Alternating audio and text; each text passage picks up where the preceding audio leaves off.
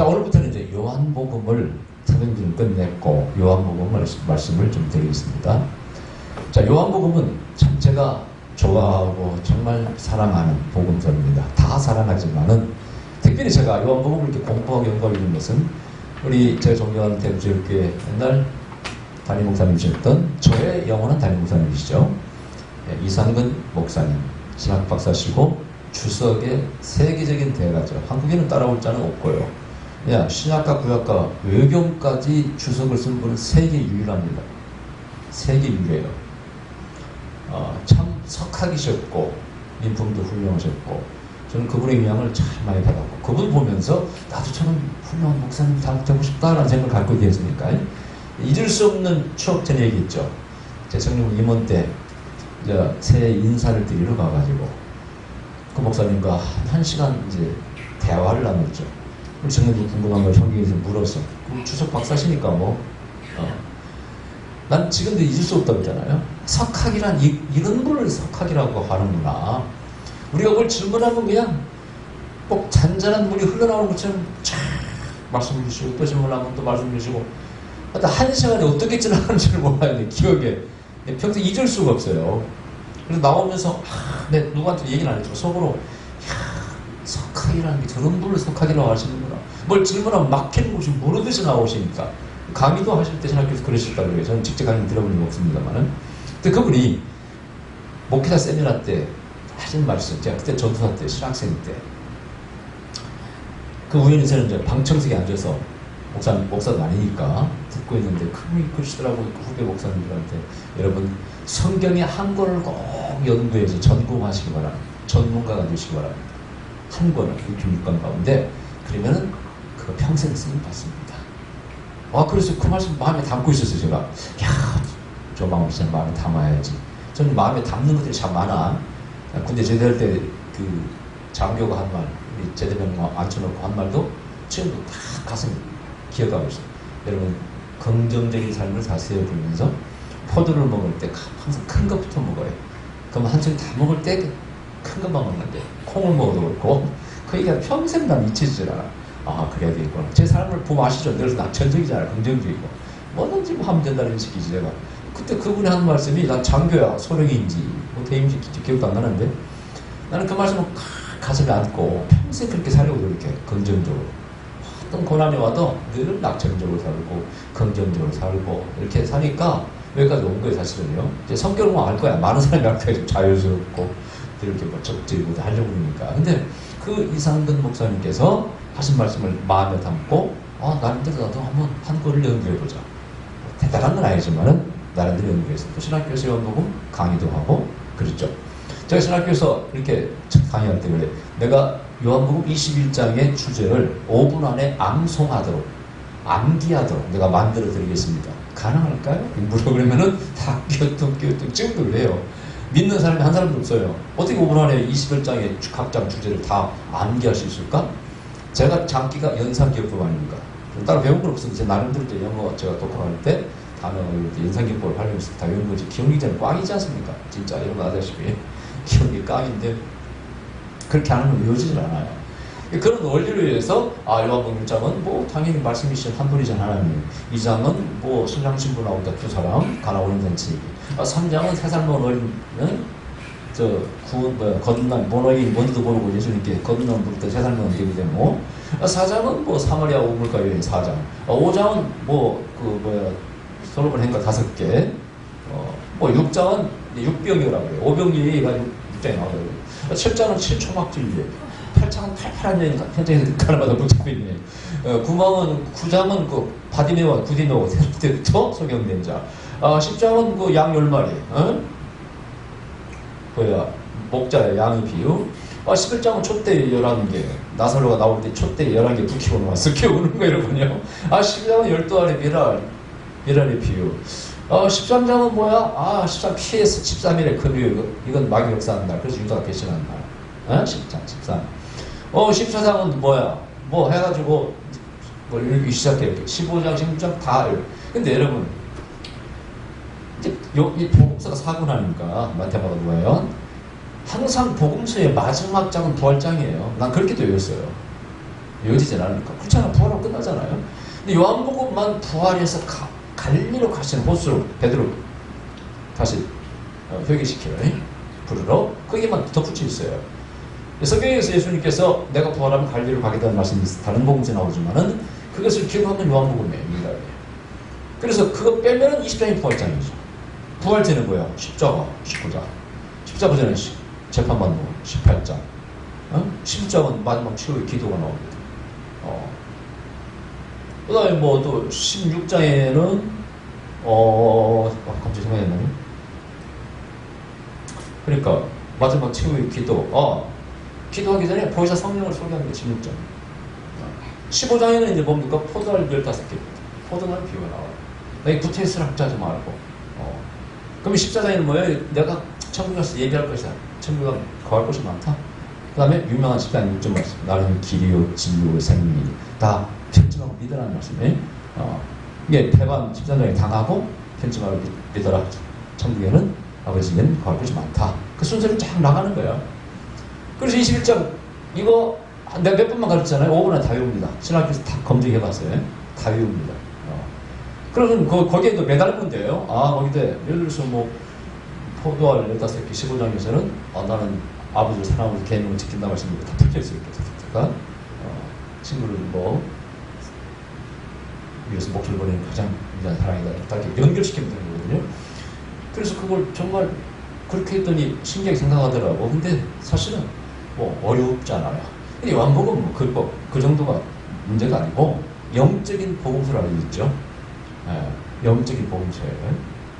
그러면서 독수리 복음서는 별명이 붙어 있습니다. 그건 뭘까요? 사자, 송아지, 사람, 독수리 이렇게 4개 형상이 성경에 나오잖아요. 요한복음은 영으로 전부 다 이렇게 해석하려고 노력을 해요. 이 요한이 깨달음이에요.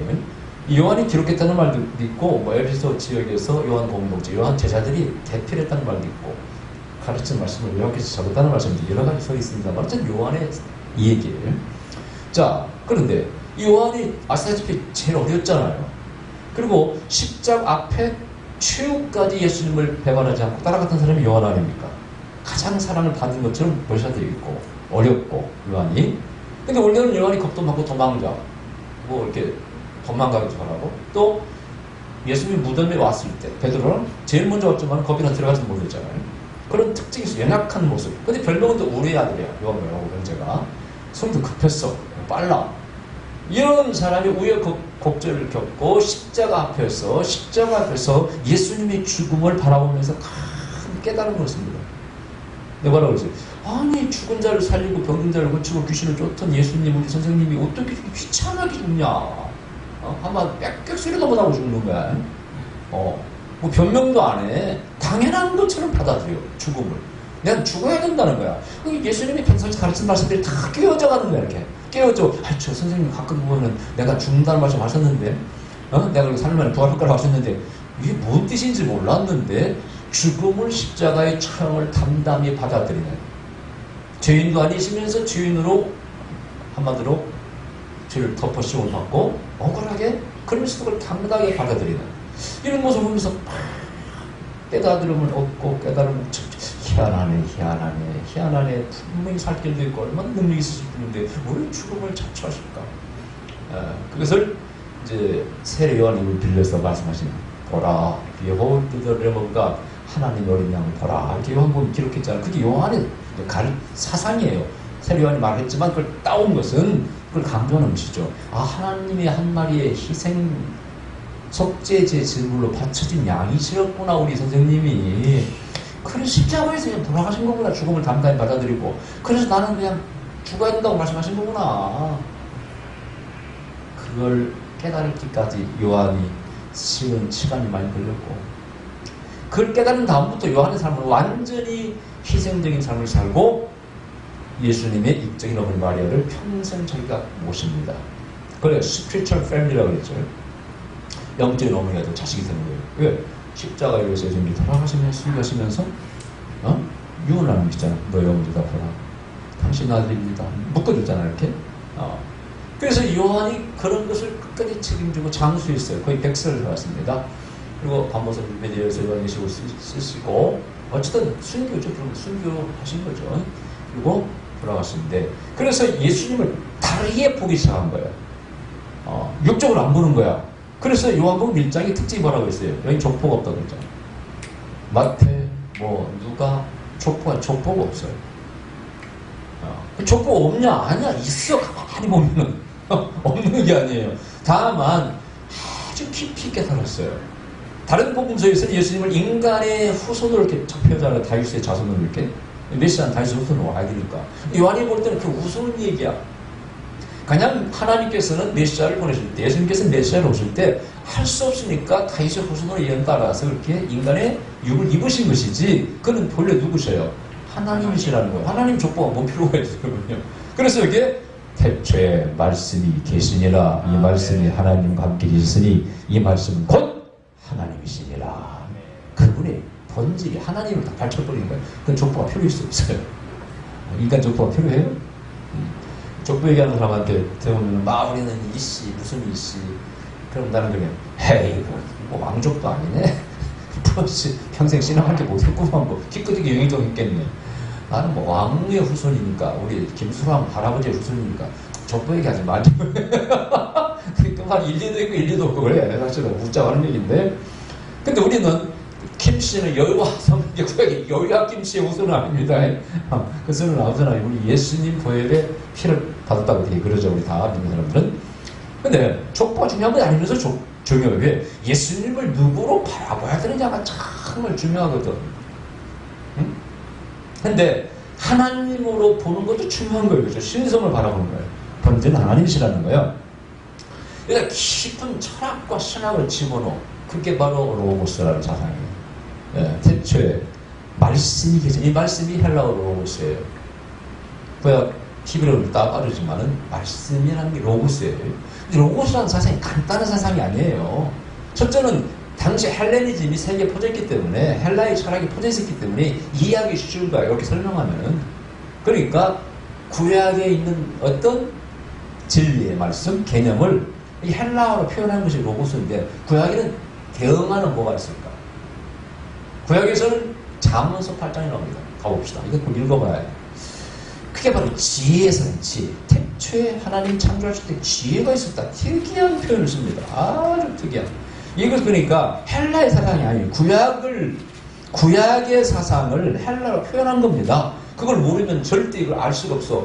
김용욱 교수 빡빡이 그런 양반은 이것도 모르고 말이야. 그냥 지가 아는 것처럼 로고스만 얘기하는데 절대는 착각 중에 착각입니다. 사실은 태초에 말씀이 있었다는 말씀은 창세기 1장에서 나온 말씀이에요. 뭡니까? 태초 하나님 말씀을 창조했다고 했잖아요. 하나님이신 운행하고, 이게 구약의 중요한 말씀과 하나님이신 성령 사상이거든요. 하나님이신 사상. 이것이 시편 33편 나와 6절에 하나님 말씀으로 만물을 창조하시고 입기온을 창조했다는 말씀이 정확히 나옵니다. 유명한 말씀이에요. 말씀과 성령, 율법과 선지자. 제가 늘 강조하는 거 중심 뼈대가 있죠. 성경 해석할 때 말씀과 성령, 율법과 선지자, 능력과 말씀 다 같은 원리. 그 원리로 이 우주가 창조된 거거든요. 그걸 창세기 1절에서 밝히는 거 아니에요? 그 중에 요한복음 1장에서는 이제 말씀을 여기 말씀하고 있는데, 이게 잠언서 8장에 정확히 나옵니다. 자, 일단 잠언서 8장 1절에 지혜가 부르지 않느냐, 명철이 소리를 높이지 않느냐, 의견화시켰어요. 인격화시켰습니다. 지혜. 이 지혜가 히브리 말로는 호크마라고 그래요. 헬라는 소피아라고 그래요. 저 지금 이스탄불에 있는 소피아 사원이 여기서 따서 지금 지혜 산업이에요. 지혜 교회죠. 그러니까. 근데 그걸 회계적으로 찾아오고 있죠, 지금. 자, 근데 여기 보니까 이 지혜가 모든 것에 아주 시작점이 있다는 걸 말씀하고 있는데, 특이한 표현이 있어요. 어떤 표현이냐. 일단은 지혜가 10절, 나를 사랑한 자들이 나의 사랑을 입으며 나를 간절히 찾는 자가 나를 만날 것이니라. 부귀가 내게 있고 장구한 재물과 의도 그러하니라. 네. 지혜가 있으면 잘 산다는 걸 한마디로 해피하게 산다는 것이죠. 당연한 거 아니에요? 자, 그 다음에 이제 재밌는 표현이 30절에 보면 나옵니다. 내가 그 곁에 있어서, 이게 무슨 표현이야? 지혜가 나옵니다. 그 곁에는 뭐예요? 하나님 곁에야. 성부 곁에.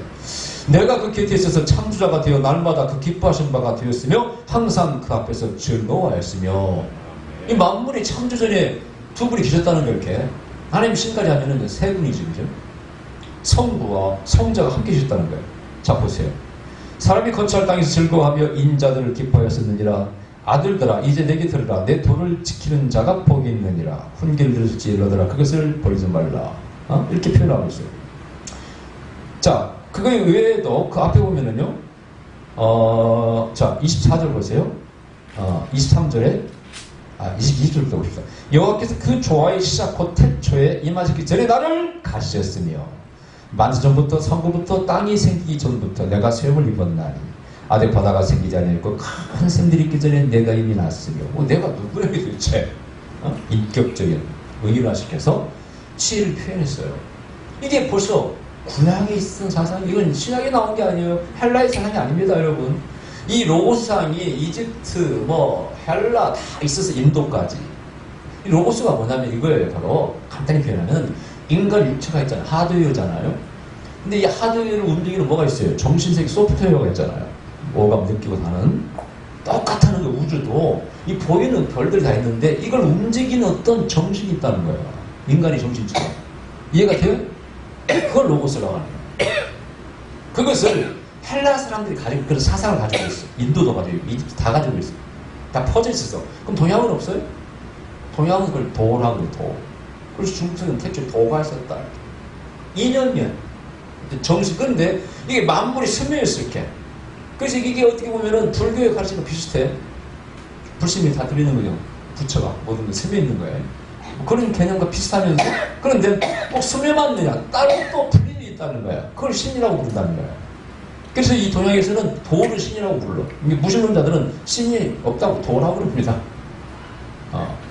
근데 그것도 참 무술인 게 도든 어쨌든 간에 우리를 움직이는 자기 정신을 의지해서 움직이는 거 아니에요? 그럼 그것은 이미 인격체가 되어버리는 겁니다. 그래 안 그래요? 우리가 섬길 수밖에 없는 거예요. 그래 안 그래요 여러분이? 한번 생각을 해보시라고. 어떤 떨어진 그런 도의 개념이 있어가지고 힘이 있어가지고 능력이 있어가지고 어떤 우리의 정신이 있어가지고 우리를 이끌어가. 그럼 이미 그것은 우리의 섬김의 대상이고 숭배의 대상이고 인간은 따라가야 됩니다. 그래 안 그래요? 그러니까 무신론자들이 말하는 그런 이론도 맞지 않는 거예요 여러분. 멍청한 생각입니다. 따라갈 수밖에 없는 거예요. 자 이런 생각을 가지고 있다는 걸 알았어요. 헬라 사람들. 특히 헬레니즘이 퍼지면서 헬라의 철학과 사상이 퍼지면서 그것을 알고 그러면 그 실체가 누군지 너희들은 모르지? 난 알고 있어. 그분이 바로 예수님이야. 말씀이야. 말씀으로 오셨어. 예수님이 하나님 아들이 창조 전에 이미 함께 계셨고 창조에 같이 계셨습니다. 다음에 이미 구약에 있는 것을 바로 헬라의 철학으로서 이렇게 입혀버린 것이죠. 그게 로고스의 개념이에요. 그러니까 헬라의 로고스만 얘기하는 사람들은 무식한 사람 중에 무식한. 특히 김용옥 교수. 내가 그 양만 미워하는 이유가 너무 몰라. 이게 유튜브에 나와요. 한번 강의 한번 들어보세요. 얼마나 무식한 소리 하는지. 우리 영원한 생명 조회도 살아있는 이런 생명책을 라이프 이걸로 가르칩니다. 이렇게 무식할 수가 없어요. 내가 그래서 인격적인 모독 같이 보입니다만 정말 그러면 안 돼. 그 사람 공부 많이 한 사람이고 똑똑한 사람인데 정말 남의 종교를 터치하면 안 돼요. 모르면서. 그 사람은 불교 스님한테 요거도 먹어. 맨날 요거도 먹어. 왜냐? 그냥 수학과 살기로 가르치는 거야. 좀 아는 지식이랑 자기 해석해서 마음대로 가르치는 거야. 그럼 본질에서 완전히 벗어나는 거예요. 그것도 모르면서. 이게 구약과 밀접하게 관련되고 구약이 없으면 풀 수가 없고 구약의 사상이 발전되어 왔고 이 헬라의 옷을 입힌 건데 그걸 그러고 구약을 빼버리고 이 사람은 구약이 좀 나쁜 신이라고 그러잖아. 악신이라고. 신약 예수님은 괜찮다 그러고 그걸 또 기장청에서는 또 초청에서 특단을 받겨 또라이 중에 상또라이입니다. 내가 볼 때는. 그런 또라이들이 없어요. 이 방송을 듣는 사람들 명심하셔야 돼요. 정말 그 바보 같은 가르침이 편곡돼 만듭니다. 근데 그걸 모르니까 듣는 사람은 석학이다 잘 가르친다 이렇게 박수를 쳐도 댓글 달아놔. 내가 댓글 달았잖아요. 당신 정말 멍청인데 그런 말 안 썼지만은 당신 조회라는 개념 알고나 얘기하는 도대체. 하나님이 가지고 본들 영원한 생명과 이런 생명을 비교하냐 지금? 그걸 말하는 요한복음이 조회가 그런 개념이야? 좀 알고나 좀 강의한다고 좀 해라. 내가 좀 창피해서 들을 수가 없다고 댓글 하나 적어놨다니까 어떻게 썼는데 유튜브에. 그게 나야 그래 나. 적은 사람. 다 박수치고 막 강의를 이렇게 잘하는 사람 없다고. 근데 속에서 막 얼마나 화도 나고 그 양반 하면 그러잖아요. 기독교는 불의 종교에서 불러불러 이러다가 끝난다는 거예요. 도교는 물을 가르치고 뭐 이러면서 무식해도 그렇게 무식할 수가 없어. 창세기 에덴 동산부터 4개 강이 흘러나오고 이게 전부 다 요한계시록까지 예수계에서 다 물이 흘러나오고 이런 게 다 나오잖아요. 적시고 거기가 살고 이런 걔는 전혀 모르는 거예요. 이제 김용욱이라는 사람은. 하버드대 나오면 뭐합니까? 그럼 박사학위 따면 뭐합니까? 얄팍한 지지랑 내가 그래서 내가 절대 남이정이 함부로 건드리지 않습니다. 나는 그래요. 내가 아는데 난 이 정도 알고 있으면 얘기는 하지 절대 내가 주관적으로 해석해서 이건 이거라고 절대 말하지 않습니다. 남이정비에 대해서. 존중해줘요. 예, 자기들이 신무한 세상이 있는데 내가 못한다고 함부로 건드립니까? 여러분. 다만 나는 내가 믿는 이 성경 말씀, 이 진리라고 믿고 믿는 것이지 함부로 말하면 안 되는 거야. 한번 뭐 어디 인터넷에 또 어떤 제법 잘나선 선생님 말씀 들었고 제자들이 많더라고. 저는 얘기했잖아요. 뭐 헤롯이 뭐 누구예요 후손이라고 다 있었으니까 뭐 하여튼 이상한 소리를 해놨어. 그래서 내가 여보시오 그거 틀린 얘기라고 나 당신이 그런 게 존경도 받고 뭐 이렇게 대단한 분 같은데 어떻게 이렇게 모르는 얘기를 합니까? 틀린 얘기를 그러니까 세상에 그 다음날 갔더니 다 죽어버리더라고. 그걸 다 없애버리지 창피하니까. 창피하죠. 그럼 무식한 소리 해놨으니까. 여러분 헤롯은 누구의 후손을 알고 있어요? 에서의 형 이스마엘 후손이에요. 핏줄이. 로마인들이 분열 정책을 써가지고요. 다윗의 왕손을 절대 왕이 안 앉힙니다. 항상 분열시키게 만들죠. 그래서 오히려 대립관계에 있던 이스마엘 후손을 앉혀놓은 거에다가 그것도 모르고 다음 책에 나오는 얘기 여러분요. 저만 아는 것이 아니고 근데 그것도 모르는 사람이 위키에서 그걸 써놨어. 그러니까 그게 아니고요 선생님 이렇습니다. 그랬더니 난 창피하지만 그걸 자기가 다 적어버리더라고. 그래서 내가 말을 말지 남의 정비에도 그러니까 남의 정비에도 함부로 말하는 게 아닙니다. 기독교 역사가 지금 구약과 잡히면 수천 년에 우리나라 역사보다 더 어떻게 보면 더 높이 올라가는데 자 그래서 이 로고스의 개념이 그런 거예요. 이걸 다른 말로 하면 하나님의 정신이에요. 하나님의 계획입니다. 유대인들은 이렇게 말해요. 토라 또 히브리 문자가 원래 있을 때 태초에 히브리 글자가 있을 때 문자 그러면서 히브리 글자에 담긴 철학들을 사상들을 한 높입니다. 알레피트 기밀달에 담긴 사상이 깊어요. 또 간단한 게 아니에요. 그렇게 픽처 랭귀지라고 해요. 그림 글자입니다. 그래서 그것도 깊어. 내가 토라 강의를 했으니까 말할 것도 없지. 자 그래서 그걸 뭐 알파벳 하나 알렙 가지고 1시간 강의해야 돼. 거기서 상대성 원리 다 나옵니다. 이 알렙이라는 글자에서. 예수님이 나와 있어 이렇게 알렙이라는 글자의 중간에 바브가 예수님을 말하는 거에서 하나님과 인간을 묻는 겁니다. 그 숫자가 6이라는 숫자예요, 여러분. 6 바브가. 그 666에 어떤 사람은 사탄의 수라고 하면 원래 예수님의 수를 마귀가 지 갖다 쓴 거죠. 지가 메시아인 척 하면서. 그걸 모르고 강의하는 66 강사가 쌤이 거의 다 그렇게 강의합니다. 그것도 모르고. 그러니까 알렙이라는 글자를 알면은요, 이게 원래 예수님 글자구나. 원래 창조라는 것도 6일 창조, 예체 시시잖아요. 성경이 원래 6이 나쁘게 처음에 쓰이지 않았습니다. 다만 골리앗이 사용하고, 또 누가 금신상, 다니엘, 여기 다 6을 씁니다. 전부 다 그냥 적그리스도는 자기가 신인 것처럼 표현하기 6을 쓰는 거예요. 크기도 다. 그래서 뭐 이렇게. 그 개념을 모르고 666을 풀고 적그리스도 보면 정말 무식한 거예요. 건드리지를 말아야 돼. 항상 그랬어요. 그런 신약 요한식 강의한 사람들한테는 그래요. 토라를 공부하시고 하십시오. 구약을 좀 공부하시고 이걸 풀어야지. 요한복음은 또 요한계시록도 구약을 모르면 절대 풀 수가 없습니다. 당시 신약이 있었습니까? 구약밖에 없었지. 유대인의 사상인데 깊은 사상인데 어떻게 그걸 구약을 모르고 신약을 풀어? 내가 부드럽게 책망을 합니다. 모든 개념을 아세요? 일부러. 666원이나 그 바보라는 글자 아세요? 몰라. 막 99%가 몰라. 내가 만난 적이 없어요. 많은 사람 만난 적이 없어요. 그래서 아이고 책을 한번 써야 되는데 이제 잘 됐네. 녹음을 쓴다니까 책 안 써도 이제 유튜브에 나가니까 이제 앞으로는 하여튼 제가 공부하면 다 남기고 해야 될다면서요. 제가 기관에서 책을 안 쓰고 뭐 부족하니까 책을 안 썼습니다만은 일주일 남기면 이제 제가 가진 사상 모든 게 다 이제 기록되겠네요. 자, 요한복음 잘 됐습니다. 사경제는 뭐 깊은 철학과 이런 게 있는 건 아니지만은 요한복음 어마어마한 비밀이 있기 때문에 정말 조심스럽고 정말 깊이가 있고 또 구약을 모르면 할 수가 없어. 자, 어쨌든 그게 바로 로고스예요. 근데 그분이 인간이 돼서 오셨다는 거예요. 땅을 밟았다는 거예요. 그게 임마누엘입니다. 하나님 원래 함께 계신다는 거예요. 근데 그분 원래 하나님 아버지 성부와 동격, 동질이라는 거예요. 함께 계셨다는 거예요. 그래서 족보도 필요 없고 그분의 신성을 밝히는 복음서가 바로 요한복음입니다. 할렐루야. 이 독수리 복음서는 왜? 영의 복음서 깊은 하나님의 비밀을 밝힌다는 거예요. 태양을 눈뜨고 볼 수 있고 가장 높은 곳에 올라가서 또 넓게 볼 수 있고 깊이 볼 수 있는 것이 바로 독수리하네요. 그죠? 태양을 눈뜨고 본다는 말이에요. 독수리는 우리 눈이 감겨서 타서 못 보죠. 그래서 이 독수리 복음 중에 가장 깊이 있는 예수님 깊이 있는 비밀을 다뤘다 이거예요. 그래서 그런 눈으로 보면은 요한복음이 얼마나 의미가 있는지 나중에 2장 3장에 전했다고 설교 많이 했습니다만은 큰 잔치 비밀 중에 뭐가 담겨있고 뭐 엄청난 비밀들이 담겨있는 거예요. 이것을 구약과 여인들 중에서 풀어내야 돼. 할렐루야. 네. 오늘은 여기까지만 말씀드리겠습니다. 기도해 줍시다. 그것입니다. 아버지 감사드립니다. 우리의